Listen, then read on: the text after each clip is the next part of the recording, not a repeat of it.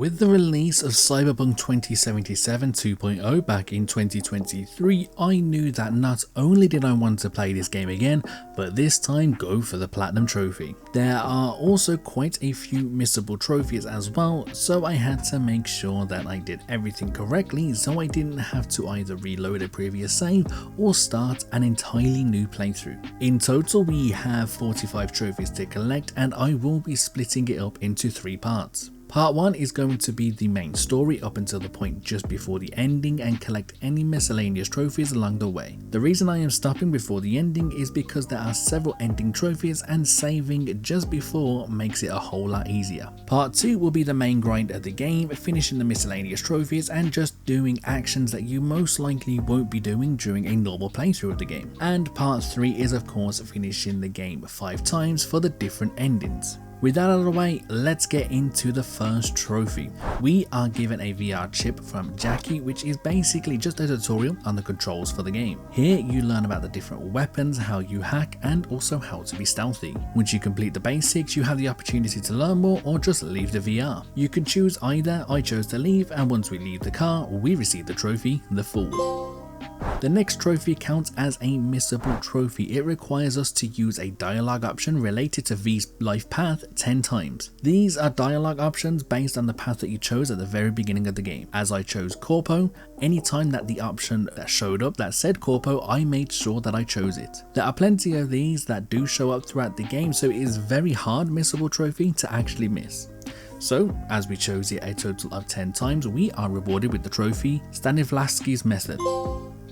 With this next trophy, the game finally begins. We need to complete a mission called The Heist, where we have to steal a biochip from Arasaka. Of course, this doesn't go exactly as planned and we have to attempt to escape. During our escape, the biochip container was damaged, so it needed to be used to stop from being destroyed. Unfortunately, during our escape, Jackie is killed, and once we make it back to Dexter, he puts a bullet in our head. This means that it is the end of the mission, which also means we receive the trophy, The Lovers. We are now playing as Silverhand, and while there isn't a specific trophy related to the story here, we do manage to pick up a quick miscellaneous trophy. We managed to defeat 3 enemies in quick succession with a revolver in close combat, which gave us the trophy, Gun Fu. Back playing as V now, and we need to find and interrogate Anders Hellman. The mission we have to do is called Life During Wartime. We first take part in a car chase where we have to destroy drones that are following us. We then need to reach an AV crash site and rescue someone. This then leads us to a gas station where we can find Hellman. After all this, we are now in a motel room with Hellman and begin to interrogate him while we wait for Takamura to arrive. For doing all of this, we receive the trophy, the Wheel of Fortune. Time for another miscellaneous trophy now. Yet again, this one is based on defeating an enemy. This time we had to defeat an enemy who threw a grenade at us, resulting in us getting the trophy right back at you. It is now time that we go and find Alt Cunningham. For this, we need to complete the mission called Transmission. To get this mission, we need to accept an offer from Bridget during a previous mission. And during this mission, we reach the cyberspace and speak with Alt Cunningham. After leaving the chapel and back in reality, we receive the trophy, the Hermit. Now, this next trophy I am definitely sure is bugged. We are required to revive with Second Heart, then defeat the enemy who defeated us within 5 seconds. As you can see on the screen now, this doesn't actually happen. So either way, for defeating the enemy using Burnout, we receive the trophy, V for Vendetta. We are now about to do a mission that is extremely important, and I have to do this correctly, otherwise I may have to do this entire part again. The mission is called Search and Destroy, and we have to speak with Hanako Arasaka. While speaking with her, the building is attacked by Arasaka. Now our objective here is to escape, however if we take a different route, we can actually find and save Takamura before we escape the building. For finding and saving Takamura, we have access later on to the devil ending of the story. For now, we are speaking with a proxy, someone who Hanako sent so she could speak through, which gave us the trophy, the High Priestess. Time to work on another missable trophy. For this trophy, we have to watch Bushido X with Rogue. For this, we have to choose specific dialogue options to make sure that we get this. We also have to make sure that things go great, otherwise we will miss out on yet another ending. After completing the mission chipping in, if you choose the correct dialogue options, you will start another quest called Bestring Love. By completing this quest, we receive the trophy Bushido and Chill. And with that, the main majority of the main storyline has been done for part 1. We are now entering part 2 and we have a lot to do. We have storylines that we need to complete, we have to defeat enemies in a certain way, and we have a lot of gigs and NCPD scanner hustles that we need to complete. We start things off with a missable trophy, and that is to complete Panam's storyline. Thankfully, no reloads here and I was able to get through this pretty quickly for the trophy Life of the Road. Next, we are attempting to breach into something, and for completing the breach protocol with a minimum of 3 diamonds uploaded, we receive the trophy Christmas Tree Attack. While working on a gig, we managed to actually find the last item of clothing that had belonged to Johnny Silverhand, which was his shoes, which then gave us the trophy Breathtaking. After looting a lot of things and selling it all, I have a lot of spare cash to spend. So much so, I managed to install 1 implant in each system and body part for the trophy Full Body Conversion. We next take on another storyline. This time it is River Ward's storyline. After helping him out, we actually got invited to a barbecue party. We play an AR game with the kids and then have a conversation with River at the top of the water tower. In the morning, we spoke with River and received the trophy to Protect and Serve. At the same time, also getting the trophy Legend of the Afterlife by reaching max street cred. Now, to start this next storyline, we had to actually complete Rogue's storyline and had the trophy Bushido and Chill. We are tasked with completing Kerry's storyline, which of course is another missable trophy. Kerry is a member of Samurai. During the mission Rebel, we have to make sure that we don't get into the car and drive away, and instead to approach him and either accept or deny his request to drink coffee. 3 more missions later, we have completed the storyline for the trophy to Bad Decisions. This next trophy is something that I have been working on for quite a while, as it does take quite a while to get. I had to defeat a total of 300 enemies using ranged weapons. Being as the majority of the game I have been using either pistols or cybernetting my way into people, you can see why this took me a while. Eventually though, I did manage to get all 300 of those kills for the trophy True Soldier. However, I was not yet done with the ranged weapons, as I now needed to defeat 2 enemies with the same sniper rifle shot. This resulted in me getting the trophy 2 heads, 1 bullet. It is time for our last storyline quest, and this time it is Judy Alvarez.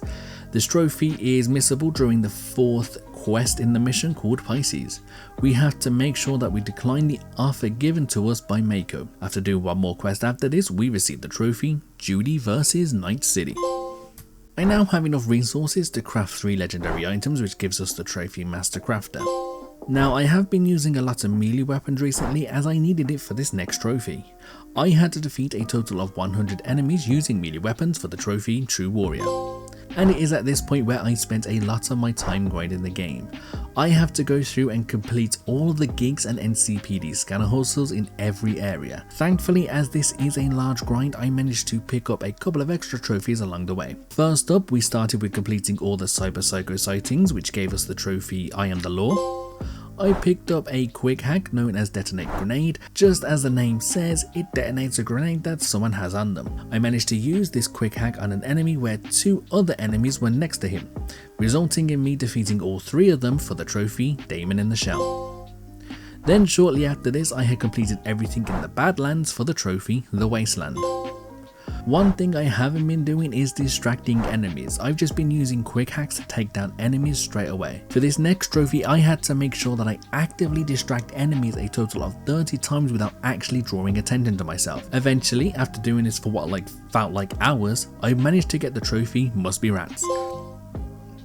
Due to how some of the gigs are set up, you have to complete some of them in one area to unlock more in other areas, which resulted in me completing 2 areas within 10 minutes. First, we completed everything in Santo Domingo for the trophy The Jungle. Then I completed everything in Pacifica for the trophy Greetings from Pacifica. Then I performed a quick hack. I managed to get the max level in the Netrunner skill, which resulted in us getting the trophy 10 out of 10. I then in quick succession managed to complete everything in 3 more areas. For completing everything in Westbrook, I received the trophy Little Tokyo. For completing everything in Haywood, I received the trophy Mean Streets. And for completing everything in the city centre, I received the trophy City Lights. Now, this next trophy would have taken me a lot longer on the original version of the game, but thankfully due to 2.0, the next trophy has become a lot easier. I bought all of the vehicles available for purchase for the trophy Auto Jock. I then went around and found the remaining turret graffitis that I had yet to find for the trophy The Wandering Fool. And then we are now down to our last remaining area that we need to complete, and this place is called Watson. So after 30 minutes of finishing the remaining jobs, I received the trophy It's Elementary. We only have a few miscellaneous trophies left before we work on all the remaining endings, so let's make our way through these, shall we? I had to slow down time for this next trophy, and I had to shoot an enemy grenade in mid-air with a revolver. This took too many attempts and reloads of previous slaves to be able to do. Eventually though, I managed to do it for the trophy Gunslinger. Shortly after this, while still using the ability to make time slow, I defeated a total of 50 enemies for the trophy The Quick and the Dead. Now for a trophy that I had a little bit of trouble with. I had to use the Berserk Cyberware to perform a superhero landing which killed 2 enemies. A couple of attempts and reloads of saves, I managed to finally get it done for the trophy Rough Landing. And now for the final trophy before all the story related trophies. I had to find all of the fast travel data terms, and there are actually quite a few that I had missed. So I used what I had and fast traveled as close as I could to another one, quickly made my way there, and got it before going to the next. Eventually they were so far out that I had to start driving to them, but I got the trophy Frequent Flyer. And now that is part 2 completed. It is time to go into part 3, all of which took me several hours to complete, but will only take up a small part of this video. The first ending that I decided to do is the Devil. This means I need to help Takamura avenge the death of Saburu's Arasaka. Of course, this is a missable trophy if we never rescue Takamura earlier on in our playthrough. What I didn't realize is how close I was to getting this trophy, and I paused the game for several minutes, so when I came back and unpaused, I instantly received the trophy The Devil. Then shortly after this, as the credits begin to roll, I received the trophy The World for completing the main storyline. The second ending we complete is called The Sun, which means we become the Legend of the Afterlife. For this ending we have to make sure that we get the trophy Bushido and Chill, which of course we did get. When we reach the end of cyberspace we see Alt and we have to choose the option going with Alt, you live on. After this we cross the bridge and enter cyberspace forever. A short cutscene later and we receive the trophy The Sun. I want to make sure that the last story trophy is related to Pan Am, so we get a great ending. So this next trophy requires us to let Johnny Silverhand keep our body. To do this we have to choose certain dialogue options that require us to ask Pan Am for help and take the Amiga blockers. Then after defeating Adam Smasher we have to make sure that we make a manual save so we don't have to do everything that we just did again. We enter cyberspace and this time we choose the dialogue option Bodies Johnny's, I'll go. We then cross the bridge. After coming to and playing for a little bit more, we enter the ending cutscene and receive the trophy Temperance. It is now time for our last ending, what I feel is the true ending of the game. This is called The Star. For this I reload the save that I made after defeating Adam Smasher, and when entering cyberspace I choose the option wanna live out whatever life I got left. This time instead of crossing the bridge, I entered the well to return to our body. After driving off with Pan Am and a short cutscene, I received the trophy The Star, and then of course the platinum trophy itself, Never Fade Away. This is my third playthrough of Cyberpunk 2077 and the story of the game just gets me every time. Playing on the 2.0 update as well just found incredible. A platinum trophy that I highly recommend.